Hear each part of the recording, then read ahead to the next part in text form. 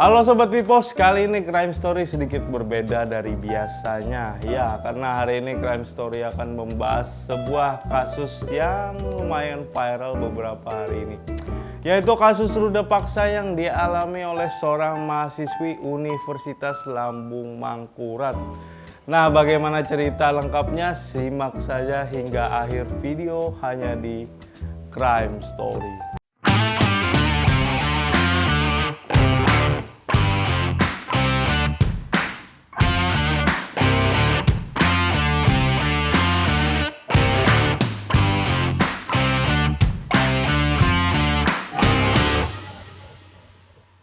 Masih ingatkah dengan kasus ruda paksa yang dilakukan oleh seorang oknum polisi berpangkat Bribka berinisial BT di Banjarmasin kepada mahasiswa magang pada Agustus 2021 lalu? Atau mungkin ada yang belum mengetahui tentang kasus tersebut? Oke, biar saya ceritakan kembali kasus yang melibatkan oknum polisi tersebut. Walaupun lebih tepatnya mantan anggota karena sudah dipecat pada akhir tahun 2021 lalu. Ya, tapi tetap saja masih dibilang oknum. Jadi pada Agustus 2021 lalu telah terjadi kasus pemerkosaan terhadap seorang mahasiswi dari salah satu perguruan tinggi di Banjarmasin yang saat itu sedang menjalani KKN di Satres Narkoba Polresta Banjarmasin. Pelakunya diketahui merupakan seorang polisi berpangkat Brigadir Kepala atau Bribka. Namun minimnya informasi mengenai kasus tersebut sehingga saat itu tidak ada penjelasan terkait kronologi maupun kelanjutan tindak pidana perkara pada kasus itu, akhirnya membuat warganet bertanya-tanya. Hingga pada Selasa 11 Januari 2022, Majelis Hukum Pengadilan Negeri Banjarmasin menetapkan vonis kepada terdakwa dalam sidang tertutup. Tahu berapa hukuman yang dijatuhkan kepada terdakwa? Ayo coba tebak berapa kira-kira hukuman yang didapatkan kepada seseorang yang sudah memperkosa dan menghancurkan psikis hingga membuat trauma. Ayo coba, berapa? 20. Kebanyakan. Ayo, ada 10? Tidak, salah.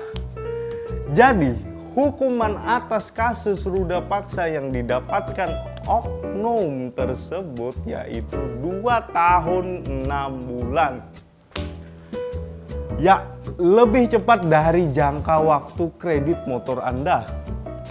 Akhirnya pada Minggu 23 Januari 2022, jagat media sosial dihebohkan dengan adanya unggahan dari akun Instagram milik korban yang berisi kekecewaannya atas hukuman pidana yang dijatuhkan kepada Bribka BT. Tidak hanya mengungkapkan kekecewaannya, korban juga memberanikan diri untuk speak up dan menceritakan kronologi kejadian yang dialaminya. Baik, saya akan ceritakan singkat tentang kronologi kejadian yang dialami oleh korban.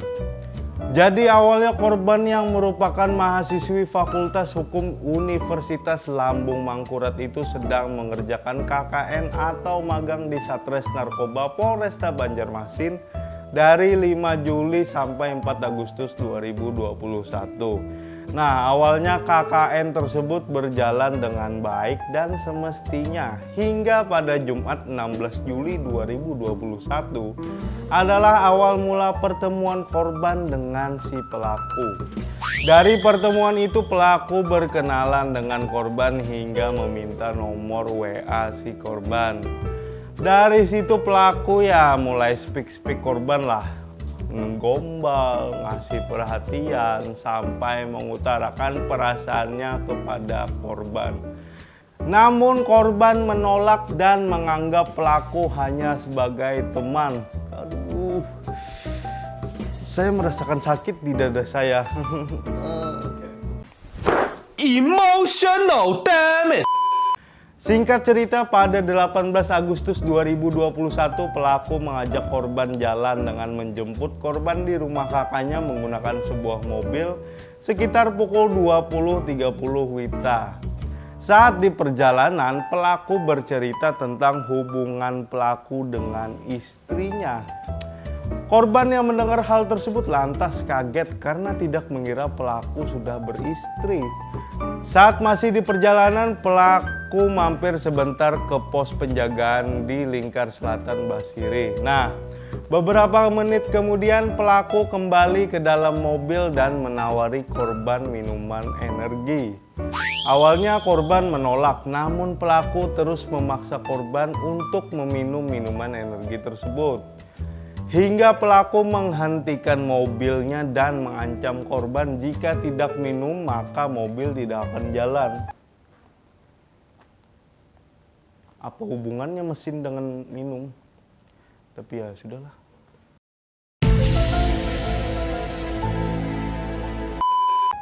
Lalu korban dengan terpaksa meminumnya. Pelaku pun kembali menjalankan mobilnya.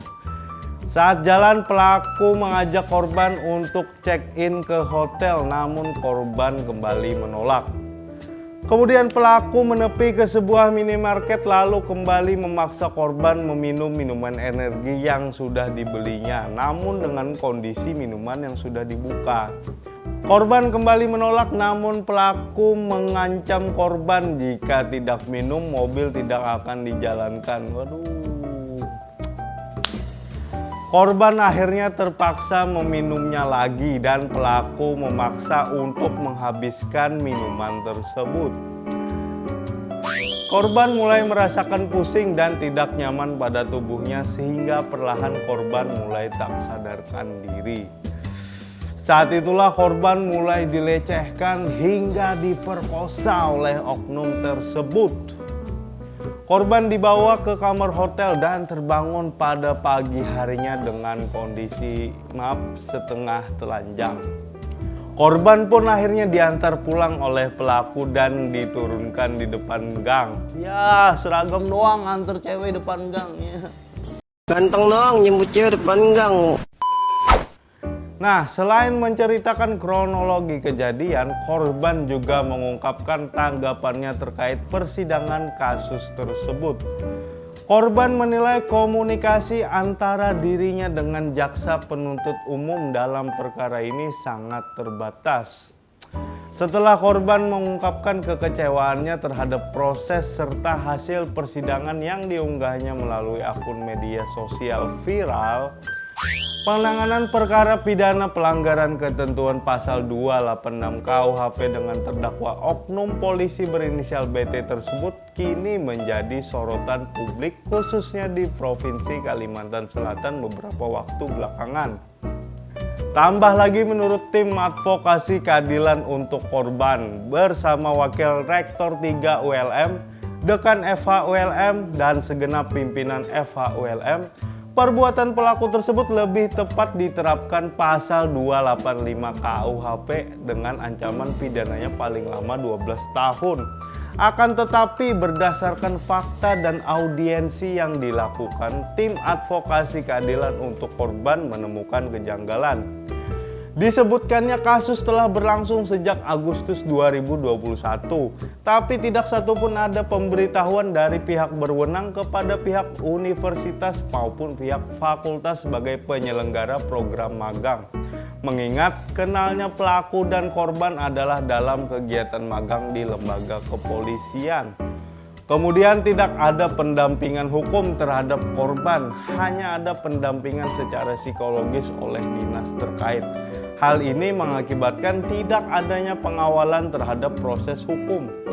Lalu di dalam tuntutan, jaksa penuntut umum mencantumkan pasal 286 tentang persetubuhan dengan perempuan yang bukan istrinya.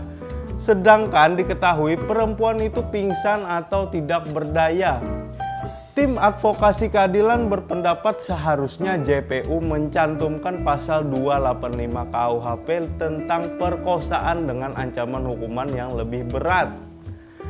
Terkait hal tersebut, Kejaksaan Tinggi Kalimantan Selatan buka suara dalam press release di gedung kantor Kejati Kalsel pada Selasa 25 Januari lalu. Press release dipimpin Asisten Bidang Intelijen Kejati Kalsel Abdul Rahman, didampingi jajarannya serta Kepala Seksi Penerangan Hukum Romadu Novelino. Dikatakan Abdul Rahman, jaksa penuntut umum yang menangani perkara tersebut tengah menjalani pemeriksaan internal yang dilaksanakan bidang pengawasan pada Kejati Kalsel.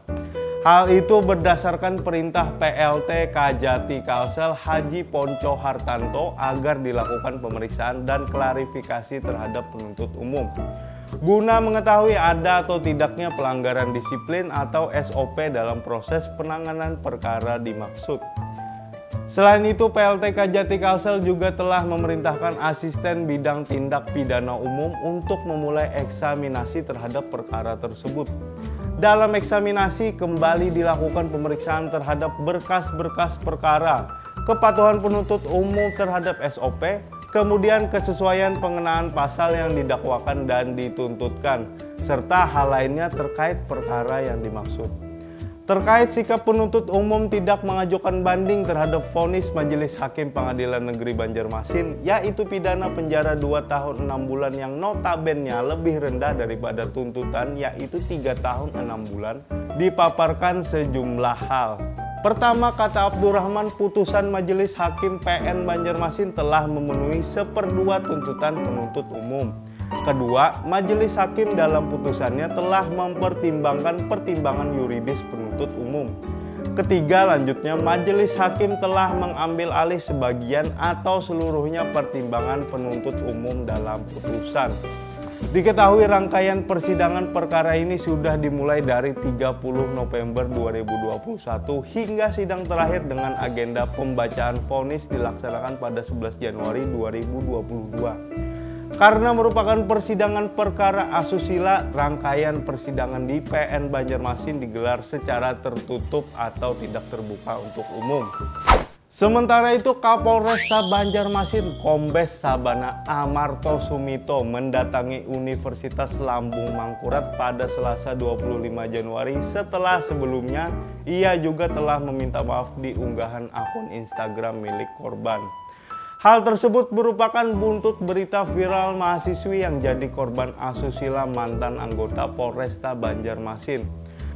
Pada pertemuan di Universitas Lambung Mangkurat, Kapolresta Banjarmasin menyampaikan permintaan maaf atas perbuatan mantan personelnya. Ia juga memastikan bahwa oknum tersebut sudah menjalani sidang kode etik Polri di Polda Kalsel dengan putusan PTDH atau pemberhentian dengan tidak hormat. Kemudian Kombes Sabana Amarto Sumito juga menyinggung soal pengajuan banding untuk tidak diberhentikan di kesatuan terkait putusan hukum pidana yang dilakukan oleh oknum tersebut.